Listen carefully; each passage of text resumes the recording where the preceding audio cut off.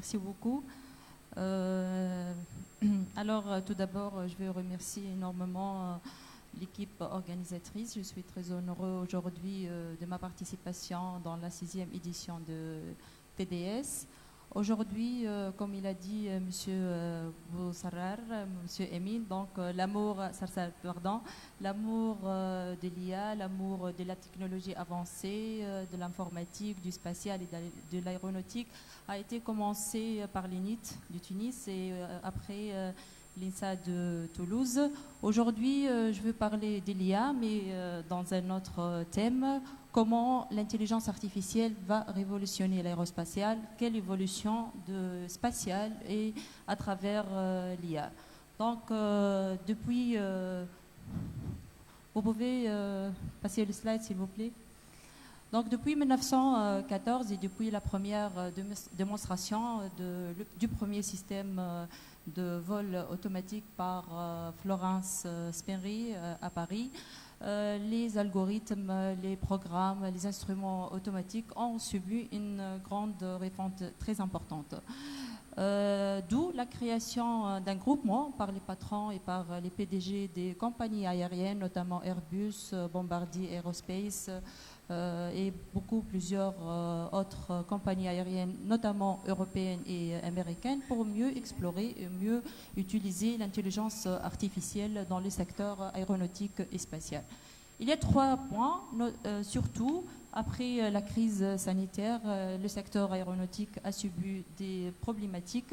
Donc l'interrogation qui revient souvent dans l'industrie aéronautique, comment l'IA et comment l'informatique et comment le cloud peut agir et avoir des solutions dans tout ce qui est problématique après le Covid-19. Donc Airbus, elle a déclaré que l'intelligence artificielle, ce n'est pas un confort, mais plutôt c'est une réalité. Deuxième point, la relation entre l'IA qui permet une transformation en profondeur, qui nous permet de préparer un pic de vol, de commande d'avion, de lignes, de frais et de défense.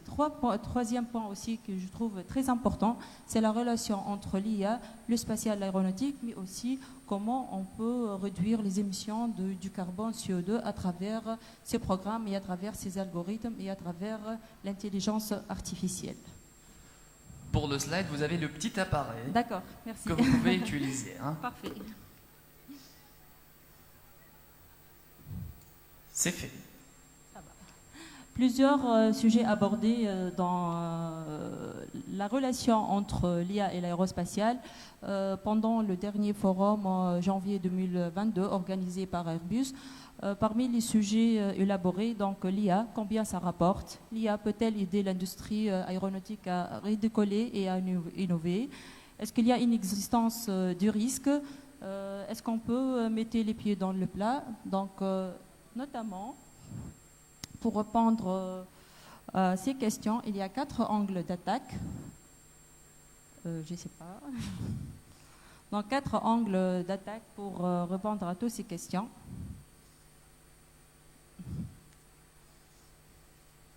Je pense qu'il y a un petit problème technique.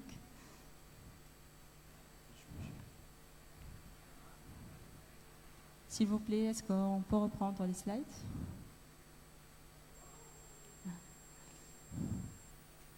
Je vous laisse passer les slides.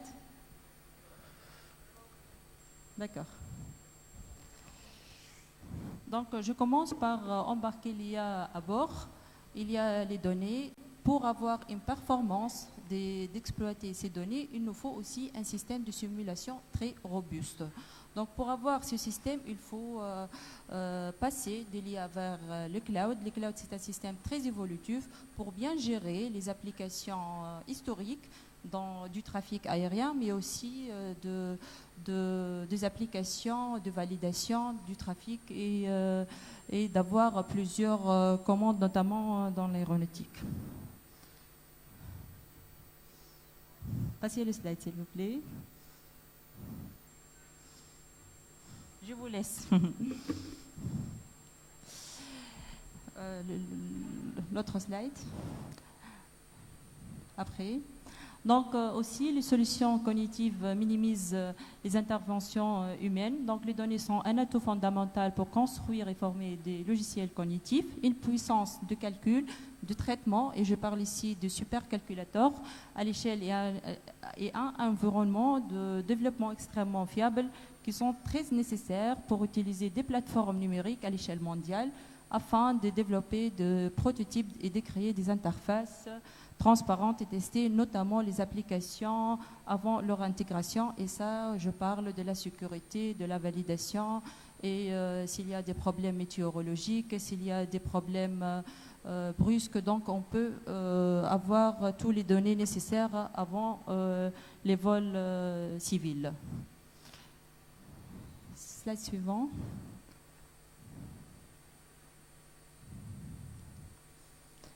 Pour terminer, quatrième angle d'attaque et le plus important dans l'application de l'intelligence artificielle et l'aérospatiale, c'est les vols autonomes. Donc NASA a déclaré dernièrement qu'on est capable d'avoir des vols autonomes. On a beaucoup parlé des voitures autonomes.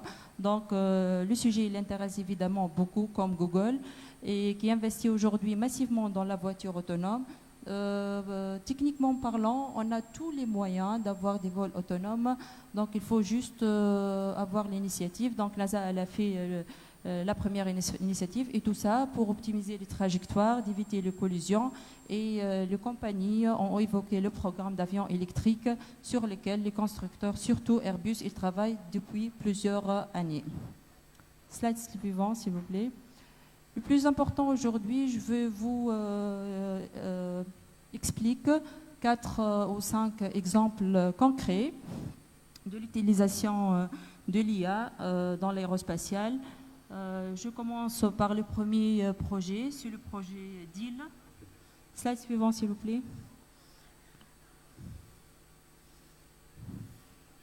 Donc, le projet DEAL, c'est un exemple très concret. C'est le développement d'un IA très robuste, certifiable. Il est appliqué au système critique. C'est un programme international parce que c'est la relation entre un centre de recherche du Québec, CEREAC, et l'Institut de l'intelligence et du développement du Québec aussi, et l'Institut de validation des données, IVADO, de l'Université de Laval, et il y a aussi l'Institut de l'intelligence artificielle de Toulouse. Grâce à sa dimension internationale, ce projet, c'est une référence pour l'application des l'IA, notamment dans les systèmes embarqués. Deuxième exemple. Slide suivant, s'il vous plaît. Donc, les défis d'aerospace et dans l'intelligence artificielle pour préserver l'environnement et optimiser le trafic aérien grâce au machine learning. L'IA, et maintenant je parle de machine learning aussi, sont parmi les principaux moteurs dans ce projet, et c'est la première fois appliquée à des planifications de vol. Donc l'utilisation de Flyways et Alaska Airlines pendant 6 mois, même on est dans un contexte du Covid-19 et donc moins de vols. Les vols ont considérablement été réduits et permet d'économiser 480 000 gallons de carburant et d'éviter 4 600 tonnes de carbone. Troisième exemple. L'analyse des données et l'IA au cœur de partenariat entre Altair et Rolls-Royce Allemagne. Donc ici, c'est une grande collaboration parce qu'il y a Altair, la référence dans l'intelligence artificielle, les clouds et les machine learning, mais aussi il y a la référence Rolls-Royce en tout ce qui est moteur, en tout ce qui est mécanique avancée, et tout ça, encore une fois, pour gagner des vols et pour gagner notamment et surtout l'émission du carbone. C'est le problème mondial. Exemple numéro 4, c'est un exemple européen, c'est la mobilité aérienne urbaine. C'est le lancement de Thunder, le nouveau projet européen de démonstration à grande échelle. On a déjà des drones autonomes, des voitures autonomes, mais maintenant on veut arriver à des vols purement autonomes et à travers ce projet européen qui a commencé depuis 3 mois, pas plus, pour avoir ce rêve d'avoir des vols autonomes. Dernier exemple, c'est l'exemple de la défense. Donc ici, je parle de le projet Thales, avec Ruche, qui travaille notamment dans l'approche cyber. Ici, il y a une forte collaboration avec le ministère de l'Armement pour avoir plus de sécurité dans la base de données. On parle de l'intelligence artificielle, mais pour avoir des données plus sécurisées, il faut parler maintenant de supersécurité. Et aussi, c'est un projet qui a démarré depuis même pas 20 jours. C'est un grand projet qui va durer 3 mois et demi. Je termine cette partie par la citation de Tom Enders, le PDG d'Airbus. Donc, il a dit que l'industrie aérospatiale dans son ensemble a fait une grosse erreur en sous-estimant SpaceX pendant trop longtemps. SpaceX a commencé depuis 2002, mais vraiment, on a pris au sérieux seulement en 2012. Or, certaines de leurs façons de travailler sont très intéressantes et n'ont rien à voir avec les nôtres. Ici, le plus important, c'est d'avoir prendre de risques dans les technologies avancées, dans l'intelligence artificielle notamment, et maintenant on passe au cloud, on passe aux cybersécurité. Tom Enders estime donc qu'il faut inciter à la prise de risque à certains niveaux et d'une manière générale, on doit intégrer le fait que si on ne comprend pas l'importance des nouvelles technologies, et si on ne change rien, on risque de faire dépasser par les nouveaux arrivants. Slide suivant. Donc tout ça, c'est bien, mais il faut poser la question, elle est où la Tunisie dans tout ça? Je vais parler maintenant de notre projet à l'École supérieure privée d'ingénierie et technologie appliquée, IHE-ESPITA. Donc je parle du premier nanosatellite académique TuneSat-1 en Tunisie et dans le monde arabe aussi, et en Afrique du Nord. Slide suivant. Donc, le contexte de ce projet, il s'agit d'un concours international organisé par l'Agence spatiale japonaise et le Bureau des affaires spatiales des Nations Unies, UNOSA, pour avoir la possibilité d'un lancement gratuit à travers le Japon et à travers une fusée japonaise ou américaine vers la Station internationale spatiale. Donc, ESPITA, nous sommes très fiers qu'on a remporté ce prix comme étant la première école d'ingénieurs tunisienne et aussi arabe et nord-africaine pour la première fois. Et on a commencé le travail depuis février 2016 pour lancer notre satellite fin 2023. L'impact de ce travail sur la Tunisie et sur l'Afrique, en fait, c'est... Nous voulons de se positionner parmi les institutions précurseurs en Afrique et en Tunisie dans le domaine du spatial et de contribuer au renforcement de capacités scientifiques et technologiques dans ce domaine. L'IHE-ESPITA veut créer un écosystème à l'échelle de la Tunisie, mais aussi à l'échelle de l'Afrique, pour avoir une opportunité pour les jeunes, pour les ingénieurs, pour les techniciens, de pratiquer leurs compétences et pour avancer encore et encore dans tout ce qui est lié à la technologie et à la mécanique très avancée. D'ailleurs, je termine par ça. Hier, on a organisé un forum ESPITA Entreprise. C'est la première fois que la Tunisie organise un forum sur l'industrie aérospatiale. Il y a beaucoup d'entreprises. C'est un forum stratégique qui est marqué par l'ouverture officielle par le Bureau des Nations Unies des Affaires spatiales, l'INOSA, l'Agence spatiale japonaise, la coopération internationale du ministère de l'Enseignement supérieur, le Centre de recherche des microélectroniques CRMN. Et voilà, donc... nous, les Tunisiens aussi, il faut être à la page et il faut avoir nos propres programmes, nos propres projets sur l'intelligence artificielle, sur l'aérospatiale, sur l'aéronautique, sur tous les domaines liés à la technologie avancée.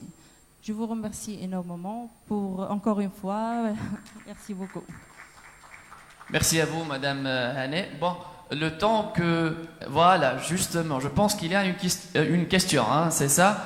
Donc, vous pouvez poser votre question. Juste, bien sûr, vous aurez le micro.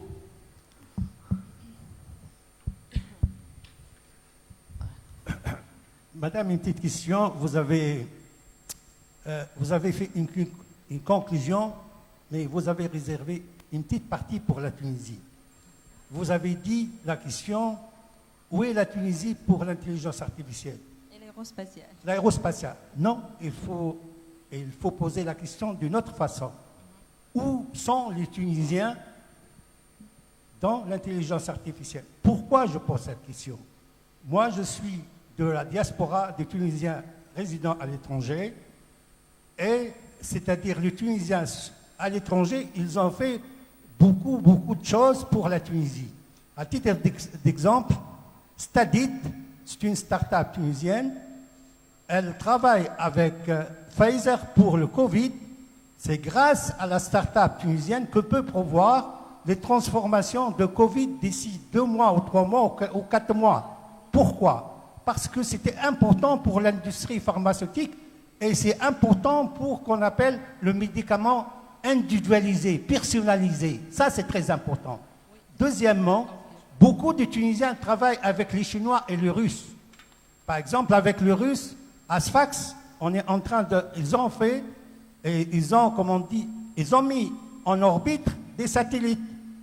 Avec les Chinois, ils sont en train, à Sfax, ils sont en train de faire, avec l'intelligence artificielle, avec 22 satellites qui tournent autour de la Terre, c'est à partir de Sfax qu'ils sont en train de piloter avec les Chinois tous les systèmes.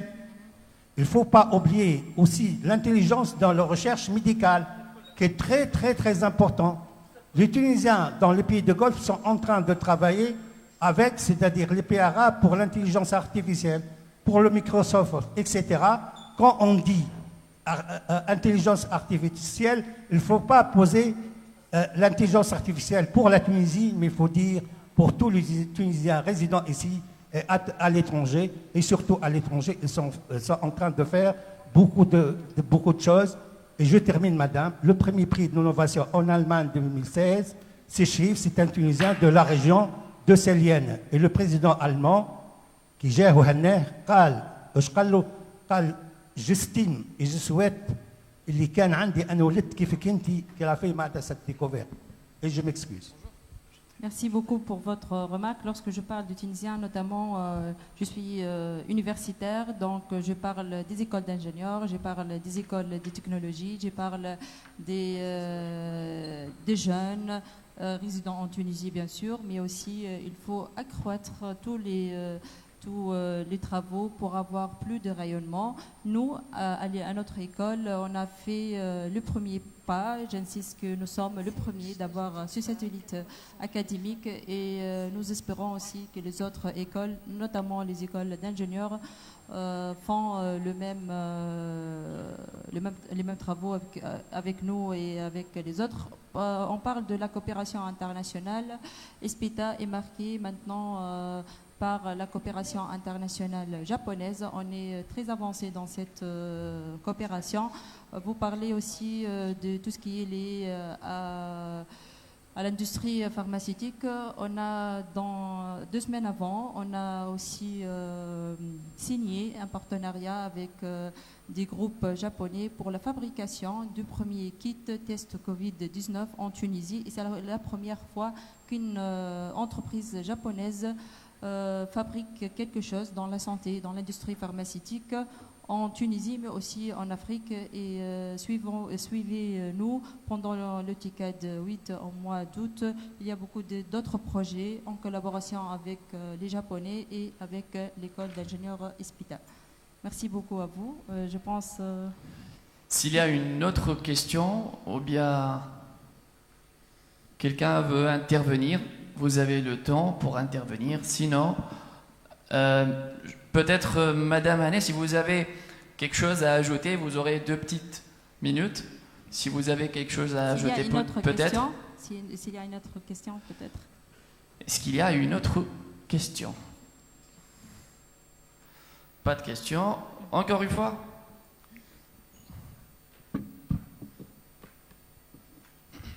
Madame, vous savez que la Tunisie peut être un hub pour l'intelligence artificielle. Je vais vous donner quelques exemples. Devant la Tunisie passent 13 câbles fibre optique. Et parmi ces câbles, il y a le câble qui traverse l'Afrique. Il va vers Marseille. C'est-à-dire, à partir de Bizerte, vous pouvez créer facilement un hub pour l'intelligence artificielle, c'est-à-dire le big data avec Microsoft, avec Amazon, à partir, par exemple, de Bizerte.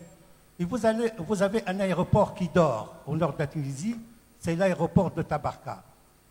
Cet aéroport peut être un hub pour le monde arabe, comme, comment ça s'appelle, Silicon Valley, ou d'autres, et comme l'Égypte, comme la Jordanie, comme Bahreïn, etc., sont en train de révolutionner et d'attirer les investisseurs, et notamment les compétences. D'ailleurs, les compétences tunisiennes sont attirées maintenant par l'Allemagne. Beaucoup d'avantages sont en train de donner à ces jeunes Tunisiens et par les pays arabes. L'Allemagne maintenant a mis à la disposition des startups. On parle aussi de l'immigration des jeunes et des femmes et des hommes. Maintenant, c'est l'immigration des startups vers ces pays-là. L'Allemagne, c'est-à-dire, elle encourage. La France, avec le station F, elle est en train d'attirer nos compétences. La question, ce n'est pas question école ou 2 écoles, etc. Est-ce que vous êtes en train de travailler ensemble ou non, les Tunisiens, pour faire un hub et pour que la Tunisie ces jeunes et ses compétences quittent la Tunisie? Ça, c'est le plus intéressant. Tout le monde dit que la Tunisie, elle est très, très, très riche au point de vue compétences et aussi au point de vue proximité de l'Europe et aussi au point de vue, comme on dit, les compétences qui sont installées à l'étranger. Est-ce qu'on est en train de profiter des Tunisiens résidant à l'étranger, ces compétences? Eux, ils ne voient pas ce qui se passe ici, manque de visibilité. Et nous, on n'a pas une idée qui vivent ici de toutes ces compétences qui vivaient en Allemagne, aux États-Unis, au Canada, etc. On ne travaille pas ensemble. Ça, c'est notre problème. Ce n'est pas votre problème, l'école. C'est-à-dire l'État tunisien qui doit faire un effort. Et chaque année, on parle de digital, ce métier, etc. Mais le plus important, est-ce que la Tunisie elle est en train de prendre sa place, comme l'Égypte maintenant, comme la Jordanie et comme d'autres pays, où on est en train, dans un cercle fermé, on tourne, on répète la même chose. Ça, c'est le plus important. Mais je vous assure, nous, on a fait une étude. Le paradoxe tunisien, c'est un pays très, très riche au point de vue potentiel, mais très pauvre au point de vue performance.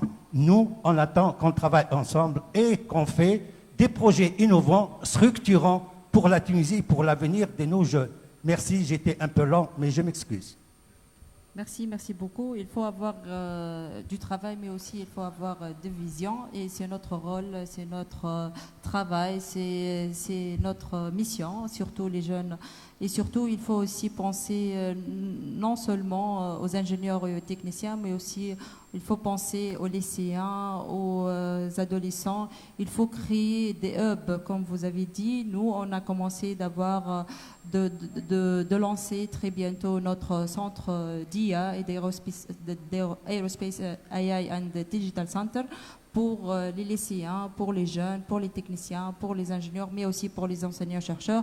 C'est un pôle pour former, pour encourager, pour avoir aussi une pépinière, pourquoi pas, des projets, des startups, pour mieux avancer avec les jeunes ici, mais avec aussi les Tunisiens ici ou ailleurs. Merci beaucoup à vous tous. Merci. Merci beaucoup.